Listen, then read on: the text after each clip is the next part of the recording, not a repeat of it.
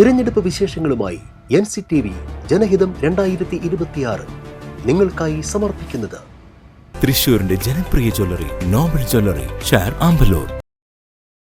പുതുക്കാട് അങ്ങാടി കേന്ദ്രീകരിച്ചായിരുന്നു NDA സ്ഥാനാർത്ഥി A പരമേശ്വരൻ എന്ന നാഗേഷിന്റെ ശനിയാഴ്ച വൈകിട്ടത്തെ പ്രചാരണ പരിപാടികൾ. വ്യക്തിപരമായും സ്ഥാനാർത്ഥി എന്ന നിലയിലും ഒട്ടും പരിചയപ്പെടുത്തലുകൾ ആവശ്യമില്ലാത്ത പുതുക്കാട്ടങ്ങാടിയിലാണ് ശനിയാഴ്ച വൈകിട്ട് NDA സ്ഥാനാർത്ഥി പരമേശ്വരൻ എന്ന A നാഗേഷിന്റെ തെരഞ്ഞെടുപ്പ് പ്രചരണ പ്രവർത്തനങ്ങൾ.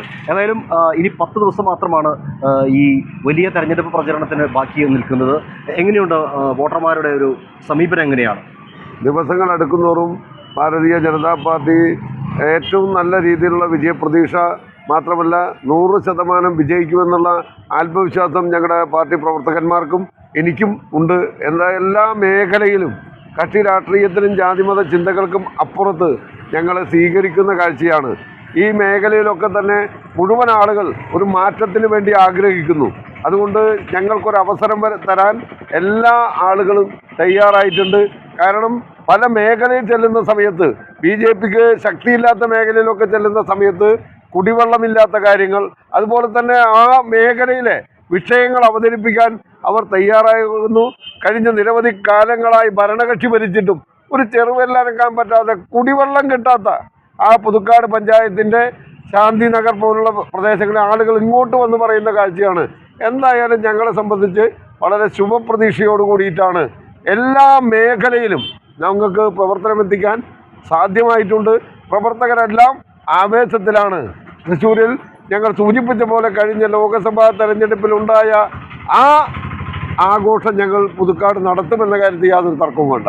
ഇപ്പോൾ നാമനിർദ്ദേശ പത്രിക പിൻവലിക്കാനുള്ള സമയം കൂടി പൂർത്തിയാകുമ്പോൾ 6 സ്ഥാനാർത്ഥികളാണ് പുതുക്കാട് നിയോജക മണ്ഡലത്തിൽ മത്സരിക്കുന്നത്. ആരോടാണ് BJPയുടെ മത്സരം? BJPയെ സംബന്ധിച്ച് ആകെ ഭാരതീയ ജനതാ പാർട്ടി ഒരു ഭാഗത്തും മറ്റെല്ലാ നേരത്തെ പറഞ്ഞ ചണ്ടി ചാമുണ്ടികൾ മറുഭാഗത്തും നിൽക്കുന്ന കാഴ്ചയാണ്. കേരളത്തിലെ ജനങ്ങളെ വിഡ്ഢികളാക്കുന്ന ഇടതു വലതു മുന്നണികൾക്കുള്ള ബദൽ കേരളത്തിൽ ഉദയം കൊള്ളുന്ന തെരഞ്ഞെടുപ്പാണിത്.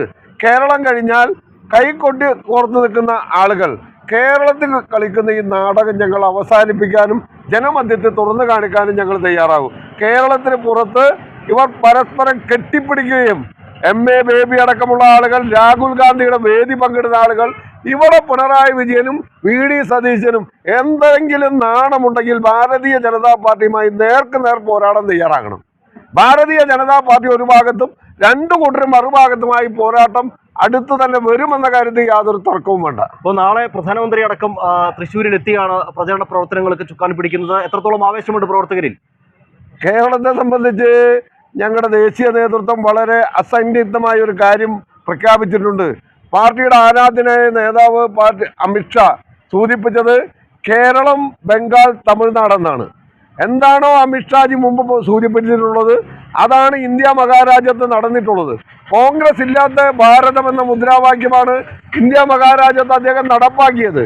ഇനി യാതൊരു സംശയവും വേണ്ട, കേരളത്തിലെ എല്ലാ മേഖലയിലും അഖിലേന്ത്യാ നേതൃത്വത്തിൻ്റെ ഒത്താശയോടും അവരുടെ പിന്തുണയോടും കൂടിയിട്ടാണ്, അവരുടെ മേൽനോട്ടത്തിലാണ് ഈ തെരഞ്ഞെടുപ്പ് പ്രവർത്തനം നടക്കുന്നതെങ്കിൽ യാതൊരു സംശയം വേണ്ട, 1.5% നിന്ന് ത്രിപുരയിൽ അധികാരം പിടിച്ച പോലെ കേരളത്തിൽ അതിശക്തമായ മാറ്റം നിങ്ങളെല്ലാം വിചാരിക്കുന്നതിനപ്പുറത്തേക്ക് 2 മുന്നണിയുടെയും മരണം സംഭവിക്കുമെന്ന കാര്യത്തിൽ യാതൊരു സംശയവും വേണ്ട.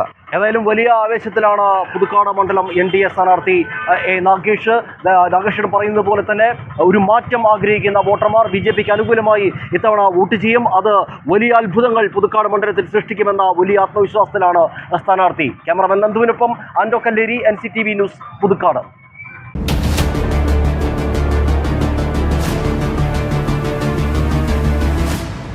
തിരഞ്ഞെടുപ്പ് വിശേഷങ്ങളുമായി NCTV ജനഹിതം 2026 നിങ്ങൾക്കായി സമർപ്പിച്ചത് തൃശൂരിന്റെ ജനപ്രിയ ജ്വല്ലറി നോബൽ ജ്വല്ലറി, ഷാർ ആമ്പലൂർ.